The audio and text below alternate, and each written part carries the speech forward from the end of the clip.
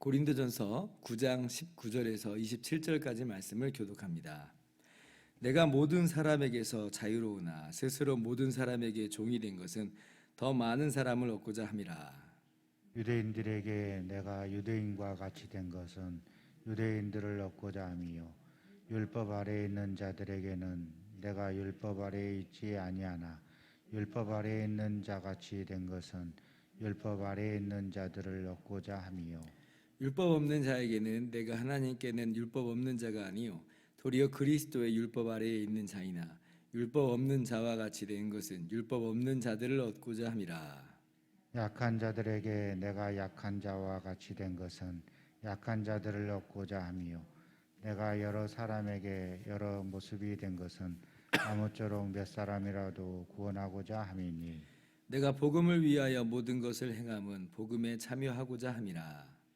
운동장에서 다름질하는 자들이 다 달릴지라도 오직 상을 받는 사람은 한 사람인 줄을 너희가 알지 못하느냐 너희도 상을 받도록 이와 같이 다름질하라. 이기기를 다투는 자마다 모든 일에 절제하나니 그들은 썩을 승리자의 관을 얻고자 하되 우리는 썩지 아니할 것을 얻고자 하노라. 그러므로 나는 다름질하기를 향방 없는 것 같이 아니하고 싸우기를 허공을 치는 것 같이 아니하며 같이요. 내가 내 몸을 쳐 복종하게 함은 내가 남에게 전파한 후에 자신이 도리어 버림을 당할까 두려워함이로다. 아멘. 할렐루야. 하나님의 크신 은혜와 평강이 오늘도 변함없이 여러분 가운데 가득 넘치기를 주님의 이름으로 축원합니다. 8장부터 11장까지는요. 내내 우상에게 바쳐진 제물을 먹는 문제에 대해서 다루고 있습니다. 그리고 이제 그 문제를 가지고 핵심적인 그러한 메시지는 뭐냐면 성도의 자유와 권리가 있다. 그러나 그 자유를 기꺼이 제한할 자유가 또 있다. 이것을 이제 내내 말씀하고 있는 거예요. 오늘 바울 사도의 말씀도 그 범주를 벗어나 있지 않습니다. 19절 보세요. 내가 모든 사람에게 자유로우나 스스로 모든 사람에게 종이 되었다. 그러죠. 왜 그래요? 더 많은 사람을 얻고자 한다는 거예요. 그러니까 지금 계속 같은 이야기가 계속 반복되고 있는 거죠. 그런데 오늘 본문 말씀을 보면 이 바울 사도의 이러한 자기 자신의 자유의 어떤 권리의 제한이 그 영역에 있어서 이제 더 확장되어 있음을 우리가 볼 수가 있습니다. 무슨 이야기냐면요. 지금 이제 바울 사도께서 이 교회로부터 생계를 지원받을 그 권리를 내려놓는 것에 대해서 이야기했었잖아요. 근데 그거는 또 어디까지나 교회 내의 이슈예요. 교회를 위해서 스스로를 제한한다라고 하는 것입니다. 물론 뭐 이것도 큰 틀에서 보면 모든 것이 다 복음 전도의 장애물이 되지 않도록 하기 위한 것이지만, 근데 이제 직접적으로는 아직 미약한 교회를 위해서 교회 공동체가 감당하기 어려운 짐을 지우지 않고자 권리를 사용하지 않겠다는 겁니다. 교회 내 이야기예요. 그런데 오늘 말씀을 보면 이러한 자유와 권리의 제한이 이제는 교회 밖에 있는 사람들, 그러니까 복음 전도에게 있어서 직접적으로 밖에 있는 사람들에게 마찬가지로 지금 작동하고 있음을 보게 됩니다. 그러니까 유대인들에게는 바울 사도가 그래서 유대인의 관습을 철저히 따르는 것으로 다가선 거예요. 그리고 이방인에게는 또 이방인의 모습에 맞춰줍니다. 왜요? 그들을 얻으려고. 그러니까 교회 내에 있는 사람들은 아니에요.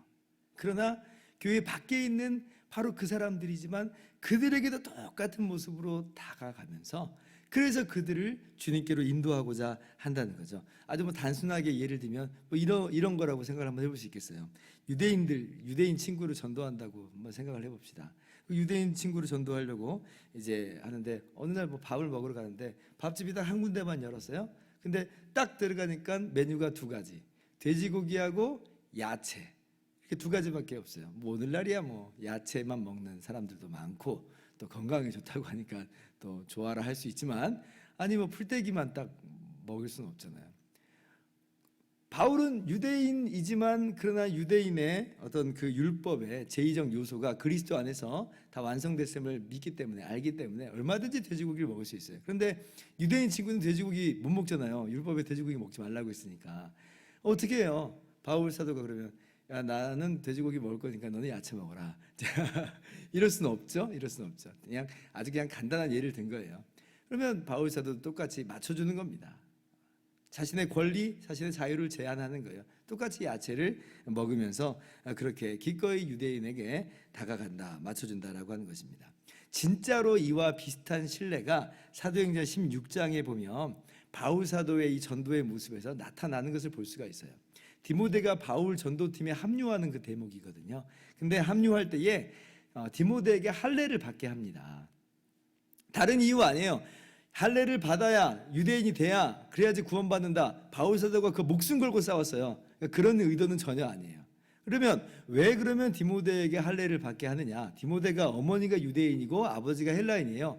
유대 혈통은 있지만 그러나 할례를 안 받은 겁니다. 그런데 지금 바울 사도는 전도 여행을 가면서 가는 곳마다 항상 유대인 회당부터 먼저 들어가서 복음을 전해요. 유대인들을 전도하고자 하는 그 마음이 이제 강하게 있다는 말이에요. 근데 디모데가 지금 바울 전도팀에 합류를 했어요. 근데 할례를 안 받았어요. 한마디로 말하면 지금 유대교회 전혀 무관한 사람이에요. 그러면 회당에 딱 들어갈 때 제지당하지 않겠어요? 아니 지금 당신 할례를 안 받고 당신 유대인도 아닌 것 같은데 당장 나가시오. 이렇게 지금 디모데가 지금 제지당할 수 있는 상황. 그러면 복음 전도의 길이 막히잖아요. 그러니까 다른 이유가 아니라 바로 그러한 모습 속에서 바울도 또 디모데도 자기도 뭐 할례 받을 필요 없는데, 그죠? 그런데 이러한 복음 전도의 그런 의도를 가지고 할례를 받는 거예요. 다른 이유가 아니라 유대인들을 얻고자 기꺼이 그렇다는 것입니다. 이게 지금 복음을 훼손했다거나 또 복음을 훼손해도 된다는 말 절대로 아닙니다. 오히려 뭐 할례를 구원의 어떤 조건으로 삼는 것에 있어서는 단호하게 반대해야 돼요. 실제 또 그런 일도 합니다. 바울이 예루살렘에 갔을 때 헬라인 디도하고 같이 가거든요. 그런데 디도에게 할례 받으라고 얘기 안 해요. 할례 받지 말라고 해요. 억지로 할례 받지 말아라, 이렇게 얘기합니다. 왜냐하면 지금 디도가 억지로 할례를 받아버리잖아요. 그럼 예루살렘에 있는 유대 기독교인들이 야 저거 봐라, 바울도 지금 할례 받으라고 하지 않느냐, 예수님 믿는 것만으로 안 되니까 할례 받으라고 한 거다, 이게 도구가 될까 봐. 그러니까 그렇게 하지 말라고. 그래서 복음이 훼손되는 측면에서는 전혀 반대하는 거예요. 그러나 복음 전도를 위해서 디모데에게 그렇게 할례를 받도록 하는 그런 모습을 우리가 성경에서 찾아볼 수가 있는 것입니다. 이것이 오늘 바울 사도의 이 복음 전도의 자세였던 것이죠. 그리고 이러한 모습이 사실은 누구의 모습이냐면 우리 주님의 모습이에요. 우리 주님의 모습. 예수님을 반대하는 사람들에게서 예수님이 받았던 비아냥이 뭐냐면 예수님이 이 세리와 죄인들의 친구다, 이런 비아냥을 받습니다. 다시 돌려 말하면 이게 무슨 얘기겠어요? 예수님이 그만큼 세리와 죄인들 가까이 했다는 거예요. 다가갔다는 거예요. 그 당시 사람들은 전부 다 저 죄인들 하면서 다 무시하고 멸시하고 멀리했던 사람들인데, 손가락질 받은 사람들인데, 그런데 예수님께서는 기꺼이 그들에게 찾아가셔서 만나주신 것이다. 거리낌 없이 그들과 함께 지내신 거죠. 이게 뭐예요? 맞춰준 거예요. 맞춰준 거예요. 자신의 권리를, 자신의 자유를 제한하면서 그들에게 맞춰줬어요. 그런데 그렇다고 예수님이 그 죄인들과 함께 계신다고 해서 죄인들에게 물드는 것도 아니에요. 뭐 물드는 그런 것은 전혀 아닙니다. 우리가 이건 또 오해하면 안 돼요. 그래서 뭐 다 맞춰줘, 복음 전도를 위해서 맞춰줘야지 라고 하면서 오히려 정작 자신도 이 죄에 물드는 그런 경우들도 있는데 전혀 그렇지는 않았어요. 예수님께서는 그들의 친구가 되셨지만 그들의 죄가 합당하다든지 그들과 함께 죄에 물들지는 않으세요. 그러나 그들을 오히려 죄에게서 건져내시고 구원하시는 그러한 일들로서 주님은 일하신 것을 우리가 볼 수가 있죠. 사실 이게 쉽지는 않습니다. 죄에 물들지는 않는데 그들과 같아진다. 이거 어려운 이야기예요. 굉장한 지혜가 요구되고 또 자제력이 엄청 요구가 됩니다. 이런 경우 있잖아요. 우리가 이제 세상 친구들을 전도하다 보면 같이 막 어울려 다녀요. 어울려 다니다 보면 이제 어디까지 가게 되냐면 이제 술자리까지 가게 됩니다. 밥을 먹고 나서 이 친구들은 야, 뭐 2차 가야지 하면서 가는데 난 됐어 라고 이제 하면 이제 같이 못 놀게 되잖아요. 같이 못 어울리게 되는 거예요. 그들을 얻을 수 있는 기회가 많이 상실되게 되니까 따라가게 돼 있어요. 따라가면 어때요? 우리는 술 취하지 말라 말씀처럼 우리는 술 취하지 않습니다. 그런데 이제 이 친구들은 다 뭐 술 취하려고 먹는 거니까 술 취하도록 먹어요. 그럼 그거 계속 기다려줘야 돼요. 그리고 뭐 술주정 다 들어줘야 돼요. 그리고 이제 뒤처리까지 심지어 다 해줘야 됩니다. 이거 엄청난 자제력이 필요해요. 근데 이것 말고 또 어떤 자제력이 필요하냐면 예를 들면 한두 잔 정도 먹는 건 상관없죠. 그런데 술이라고 하는 게 한두 잔 들어가다가 그게 나도 모르게 뭐 그냥 2잔이 3잔, 3잔이 4잔 이렇게 되면서 나도 정작 취해버리는 그런 죄 가운데 빠져버릴 수가 있거든요. 그러니까 거기에 대해서 자제력을 발휘해야 돼요. 그러니까 이들을 참아줘야 되는 자제력도 있고 또 한편으로는 죄를 참아야 되는 그런 자제력도 필요한 거예요. 그래야지 물들지 않으니까. 그러니까 지금 그들에게 맞춰주면서 그들을 주님께로 인도하려고 한다고 하는 이 노력이라고 하는 게 얼마나 만만치 않은 일인지. 그러니까 이러한 이 모습이 이 바울 사도의 모습이었고 우리 주님의 모습이었다라고 하는 것입니다. 왜요? 그렇게 해서 그 사람을 얻으려고 아무쪼록 몇 사람이라도 얻으려고. 왜 이렇게까지 해야 됩니까, 목사님? 그냥 나 혼자 구원받는 것으로 그냥 끝나면 안 되나요? 어차피 나 구원받는데. 예, 우리 혼자 구원받는 것으로 우리가 그냥 이 모든 것들을 그냥 나랑 상관없는 것처럼 여길 수도 있겠지요.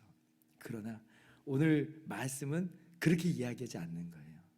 너 혼자만의 구원으로 그치지 말라는 거예요. 죄에 물들라는 얘기 아닙니다. 이거 쉽다고 하는 것도 아니에요. 어려워요. 힘들어요. 그러나 우리 개인의 구원으로 그치지 말고 바울 사도의 오늘 이 삶의 모범처럼 우리 주님께서 했던 그 모든 삶의 모습처럼 다른 사람들을 주님께로 인도하는 그런 모습으로 우리의 모든 삶이 살아갈 수 있기를 그렇게 성경이 우리에게 요구하고 있어요. 24절 보니까 너희도 상을 얻도록 이와 같이 다름질하라. 교회 내에서 약한 성도들에게 맞춰주는 것에 있어서만 다름질하라. 이런 내용이 아니라 오늘 말씀은 더 넓혀져 있잖아요. 교회 밖에 있는 사람들에게 있어서도 그들을 주님께로 인도하는 것에 있어서도 맞춰주면서 당신의 자유와 권리를 제한하기까지 다름질하라. 주님 다시 오시는 날까지 우리가 어떤 일에 어떤 사역에 힘써야 되는가.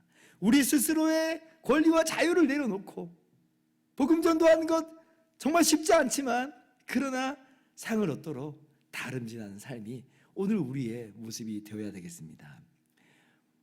왜 굳이 그래야 됩니까? 주님이 말씀하시니까. 복음 전도를 말씀하시니까. 이와 같이 다름질하라고 말씀하시니까.